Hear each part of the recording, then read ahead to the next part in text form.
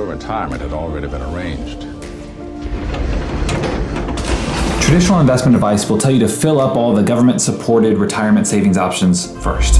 Get your company matched, fill up your Roths, and then come back to your 401k and keep pumping more and more of your hard-earned income in there until you've maxed that sucker out, which takes a lot. But is that really the best thing for you? Let's consider the variables and then run some numbers.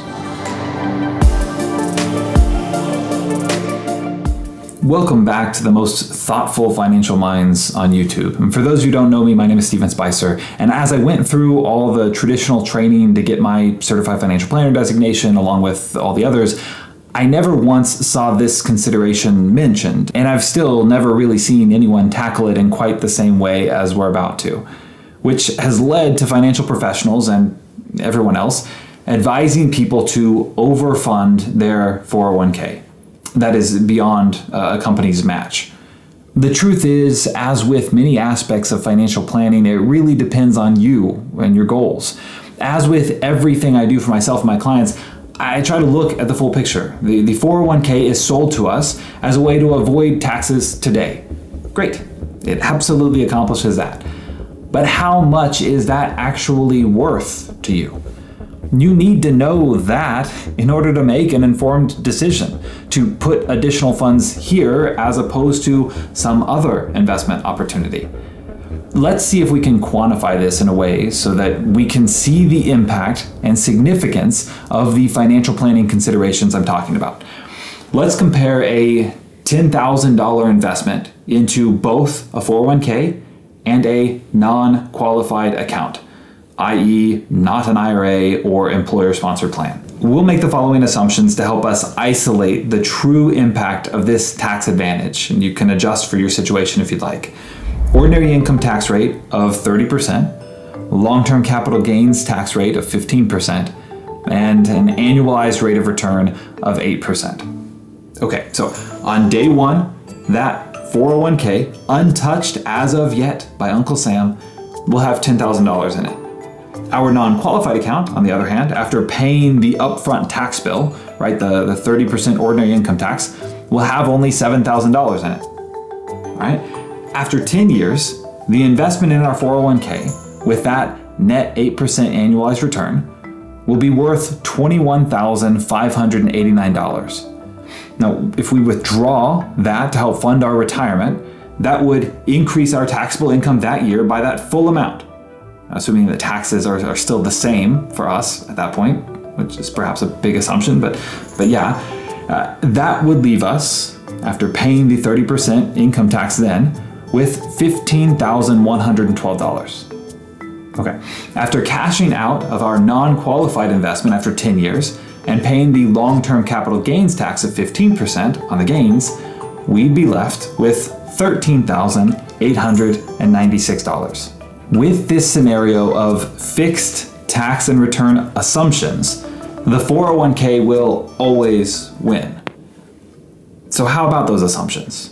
Well, let's start with taxes. In this video, we thoroughly explored the stress that comes if you have too much of your retirement earmarked funds 100% subject to ordinary income taxes, as they are when you go to use the money in your 401k. Given the precarious and unprecedented state of our national debt and global economy, massive tax hikes in the future are certainly one viable possibility. With your traditional 401k, that variable is still in play in spades and a significant risk to your financial future. That's one major consideration to keep in mind. But as far as the actual tax rates go, that's pretty much out of our control, even if I do think they're more likely to go up than come down in the future. And if they do go up between now and the time that you would be making the withdrawal from your 401k, your non-qualified account here, from that move, that variable adjustment alone, could easily outperform the alternative, the 401k. But what about the other variable here in our example, the assumed annualized rate of return? What if we found investment solutions unavailable to us through our 401k's limited options, which we felt provided us with the potential for higher returns?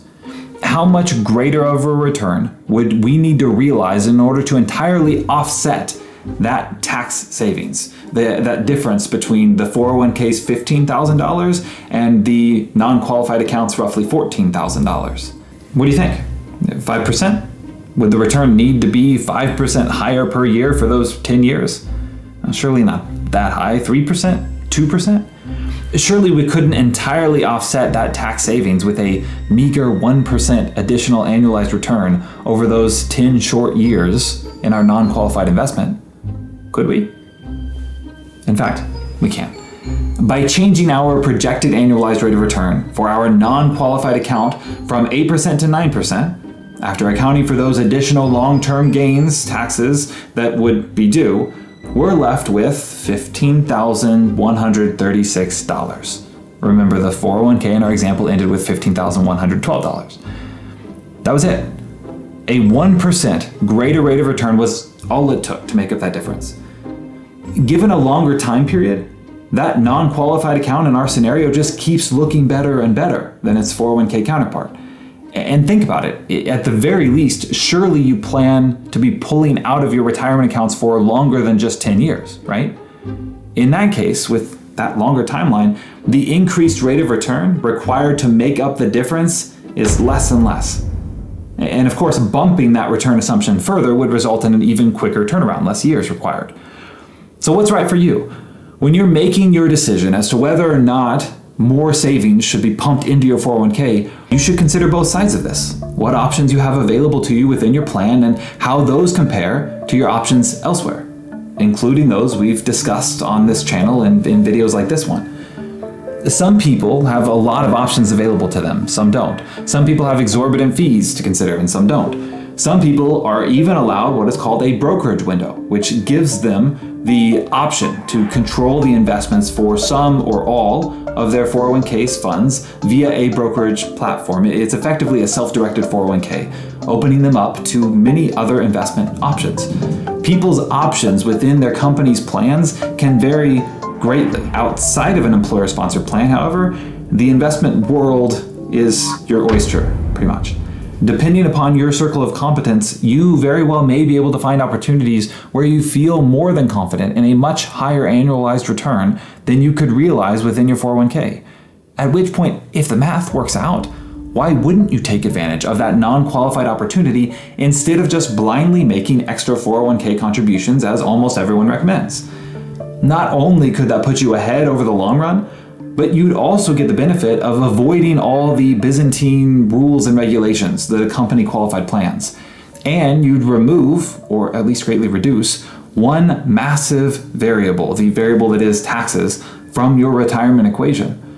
I put together a financial doomsday survival guide that I deliver through email, where we explore some of those investment strategies that might make more sense for you. You'll find the link to that in the description. And please note, this is not blanket advice. For some, additional 401k contributions might be your best option.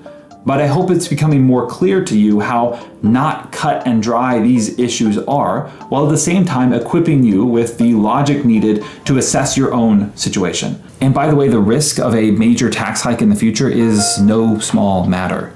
In fact, it's one of the 5 Wile E. Coyote risks that we've identified. And yes, you heard me correctly. I explained it all in this video. We'll see you there.